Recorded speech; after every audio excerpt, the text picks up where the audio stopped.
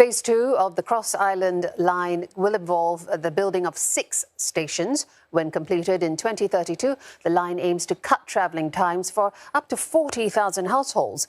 It was also announced that the largest train and bus depot in Singapore is on track to be ready in 3 years. Clara Lee has more. Travelling from Hougang Central to Ngee Ann Polytechnic will take about half the time it usually does when Phase 2 of the Cross Island Line is up and running. This phase will stretch for about 15 kilometres, starting from Turf City to the Jurong Lake District. Construction will start next year.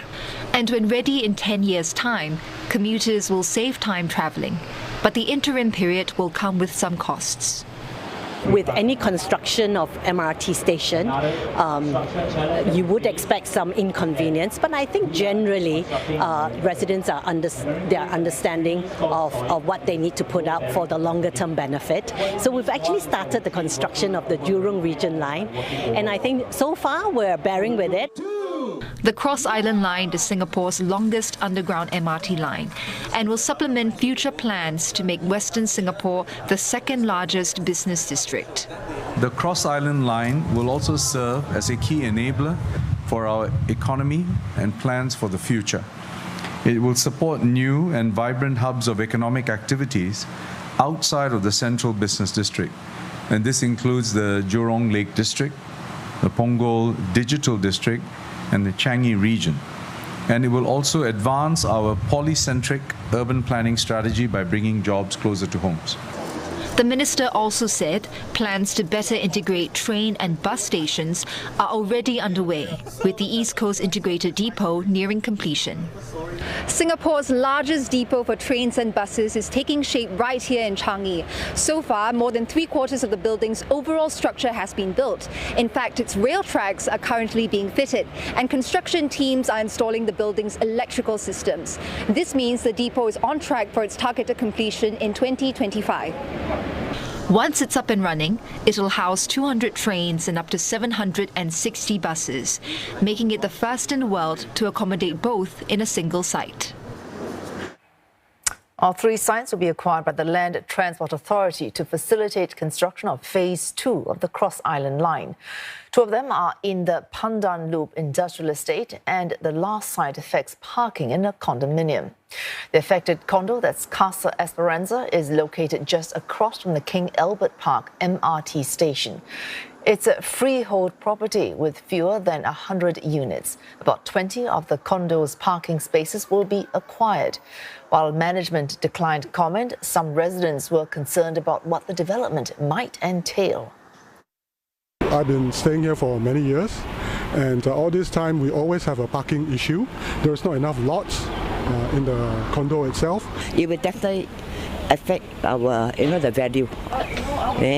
Because we don't know how long this construction is going to take.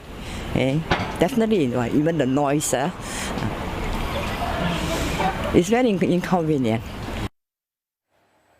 By 2030, the rail network is expected to cover 360 kilometres. Now, that's longer than rail lengths of major cities such as Tokyo or Hong Kong, and on par with London and New York City. The aim is to connect 80% of households to within 10 minutes of a train station. Now, to date, more than 130 stations across 6 MRT lines span the island. Let's take a look at how this spiderweb of MRT stations is set to evolve in the coming years. Well, the present Thomson East Coast Line, which was opened in 2020, runs from Woodlands north to Caldecott. The next stage of the line connecting to Gardens by the Bay will open by the end of this year. And by 2024, the line will run all the way to Bayshore before its targeted completion a year later.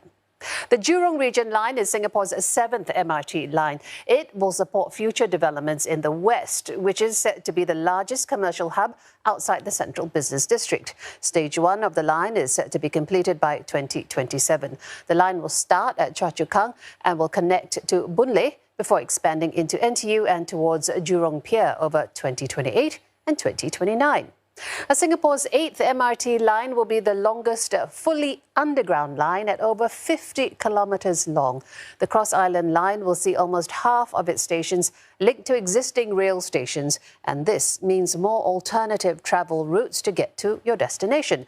It's to be fully completed by 2032 and will connect Aviation Park in Changi to Punggol and Jurong Lake District. Finally, present MRT lines such as the North East Line, Downtown Line, Circle Line will also see further extension works expected to finish in the next 4 years.